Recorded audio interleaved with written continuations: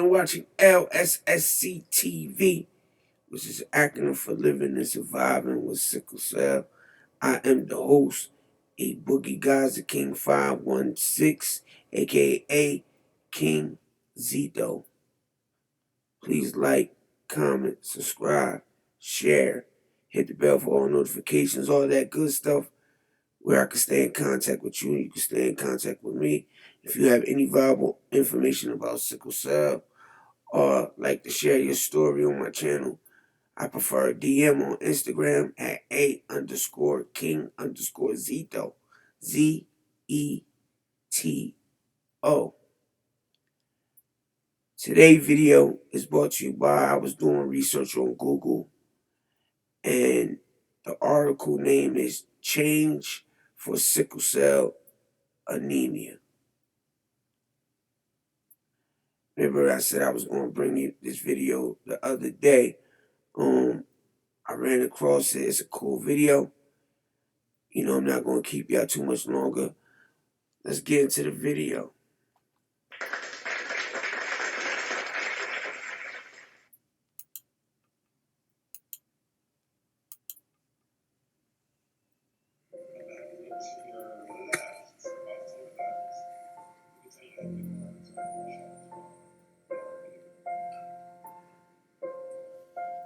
Sickle cell disease is viewed by some as a, quote, black disease. Now that's bad because that means that it is somehow not deserving of more attention.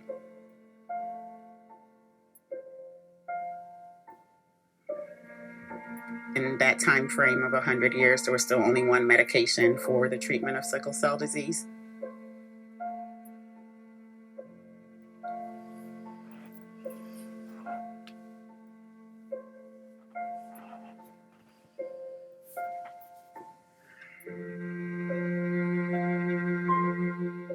It feels like glass running through your veins, or maybe how I describe it sometimes is someone hitting me with a hammer. Facts, like I said, man. It feel like you get shot and stabbed at the same time, man. It's an unbearable pain. Man, I can't even explain it, but I know back in the day, right, my mom had asked my hematologist. She said, I would like, she asked my hematologist, like, my son pain, I would like to feel and know what he's feeling when he's going through a crisis, which I call the pain from hell. And my hematologist told her, you would never be able to feel what he feel. He said, but what you can do is go downstairs, slam your hand in the door 10 times, and that's still, you still won't feel the pain that your son is feeling. It's 10 times worse than that. So, you guys imagine that. Slam your hand in the door 10 times.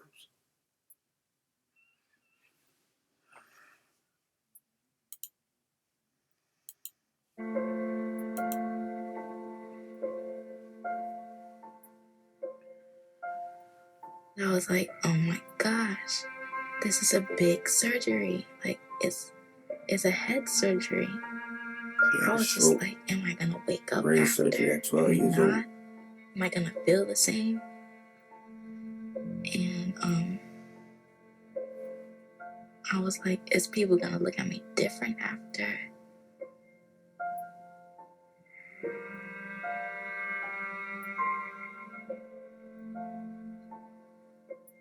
Leading with pain control and then following it up with, now that I have your pain under control, can you listen to me and can you trust me to try something to maybe prevent future pain episodes, prevent damage from organ failure, prevent dying early?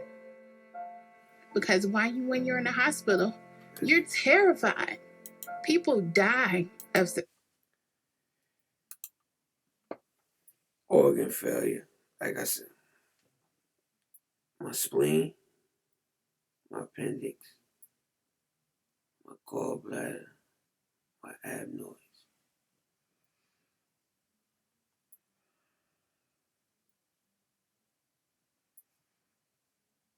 From the side effects of sickle cell. You know what the spleen is for? It's to fight off infections. So that's why it's easy for me to get infections or any other patient that got their spleen removed. I needed a hip replacement, infarct fracture my right rib. You could have a stroke. I thank God I never had a stroke, but I know some people that I know that living with sickle cell that had strokes at a young age too. Like this girl, I think she was like probably like 8 years old back in the day. You know what I'm saying? I thank God I never had a stroke. You get blood clots, that's what we die from. Blood clots go to your lungs. It's a wrap. That's how my mentor died back in the day. Rest in peace, Jari, and rest in peace, Ty. He was older than me. He suffered with sickle cell, anemia, SS.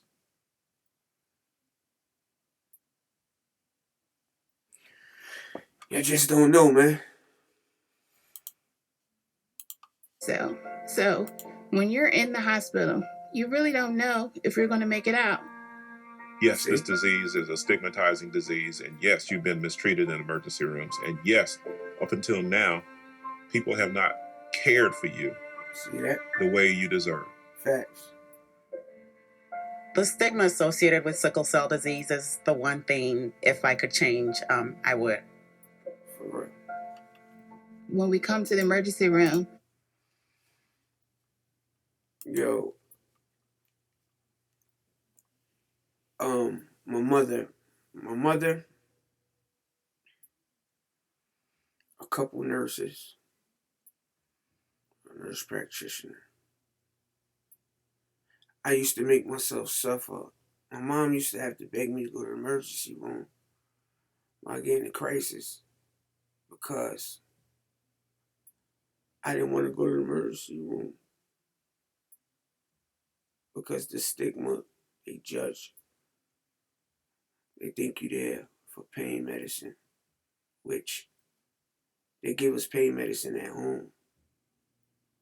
You know what I'm saying? And then if the pain medicine by mouth that we take at home don't work, they tell us to come to the hospital because that happens. But the physicians and nurses that don't understand or don't have the education and knowledge, but they judge you. They think people come here for the pain meds. So me, I used to suffer a lot of pain and not ask for my pain medicine until, like I said, a couple nurses would say, "Yo, you hurting yourself," because at the end of the day, people gonna judge you regardless, no matter what you do. Just remember, I'm going home to my family eating. The nurses are going home at the end of their shift to their family eating, having fun, while you here stuck in the hospital with excruciating pain. But you don't want to ask for your medicine because you don't want people to judge you. But it hurts. And it's sad because I'm in a lot of pain. I gotta fight with my disease. And then I gotta fight with sometimes different nurses and doctors. Even my mentor, Les, he said, bro, you gotta stop doing that. A couple other sickle cell patients I know, they always used to, Aaron, stop doing it. Ask for your medicine, bro. You suffering, bro. Ask for your medicine. Don't worry about what people want to think and say. This stigma been on sickle cell for a long time. But that's me. I have pride, a lot of pride. And like I said, my mom and my family made me tough. I think that's a sign of weakness, but I hurt myself. Because I wait till it gets so bad, so by the time I get to the hospital, they can't get it under control because I didn't want to come to the hospital because of that. And some of my nurses used to tell me, like, nah, man, when the medicine's not working at home, you feel it, come straight to the hospital. Stop waiting. Because you don't want to deal with different people, judging you or stigma. And like I said, a lot of nurses, Jay, she knows who she is, Nurse Jay, some nurse practitioners, they fought for, they used to be like, nah, Mr. Ham, he's not that. He's not one of those. He come here, his crisis, he go home. And he only come here when he's in a bad crisis. But when like new doctors and new nurses come, they don't know me. So the old nurses and the old physicians, they know me, so they know how I am. Like, nah, he only come here when his crisis is bad. Can't take. He don't. Nah, he don't come here for medicine. So what they just said, just trigger something. You know what I'm saying? I had to share my story. You know. We're sick, so some of us don't look the best. We don't feel like doing our hair. See? We don't feel like putting on the best clothes. So they discriminate against us. My motivation for facing the stigma, the bias, and all the other things that individuals living with sickle cell disease face is really them, the patient, because they're human, they're an individual, and it affects them. See that? You don't understand, man.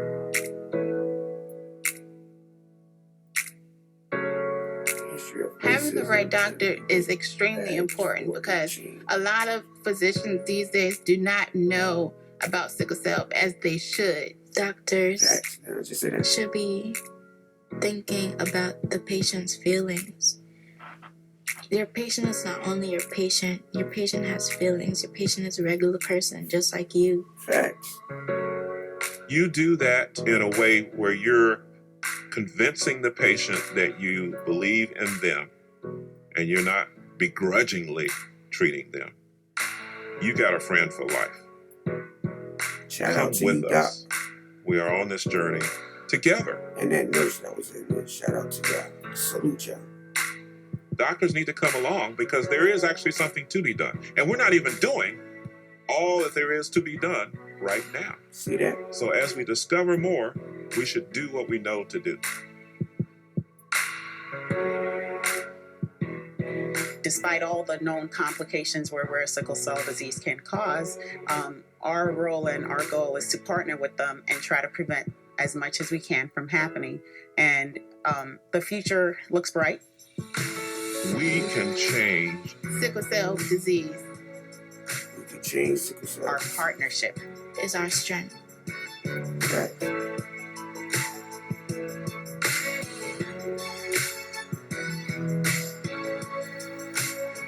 Change for sickle cell disease.com. Go look them up, man. Go Google it. You can read everything.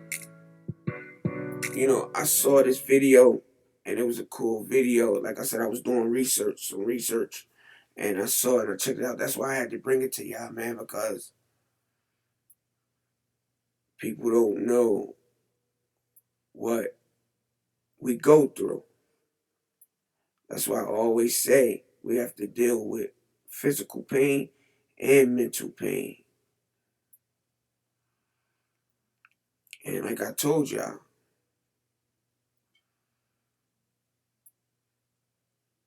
I'm the Malcolm X of it. I'm the Martin Luther King of it. I'm not scared no more to tell my story, to tell our story. You know why? Because I'm doing it for the ones that's coming up after.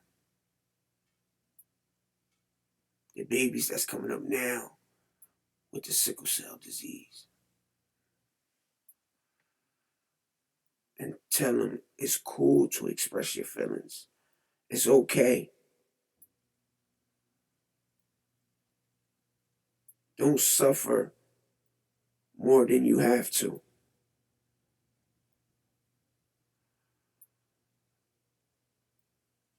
Take it from me.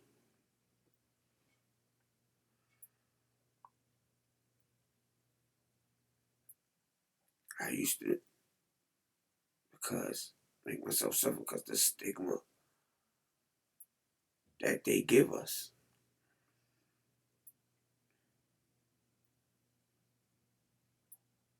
You know? And like I said, some of the nurses, some physicians and nurse practitioners, some other fellow sicklecellians, that's what I call us, sicklecellians, because this disease is crazy, man. It's a pain from hell. And we like extraterrestrials for real, man. There's a lot of stuff we gotta deal with. Nah, it's okay. If you need your medicine, ask for it. That's what it's there for. Because that's the only thing really that can help us with our pain. It don't take it away, but it does help. Along with fluids, blood transfusions, different things. And try to go the natural route. I started late. I started doing like natural stuff. Uh, I think 2 years now. Like right now I'm drinking ginger tea with turmeric. I drink chai tea, soursop, merengue, avocado tea. It's out there. Start. Thank you for watching. Good night, good morning. It depends what time you watch this. And before I say peace, please subscribe, like, comment, share, hit the bell for all notifications. And then you're going to see a little bell. And then you click all. It's easy. It don't cost nothing. It's free.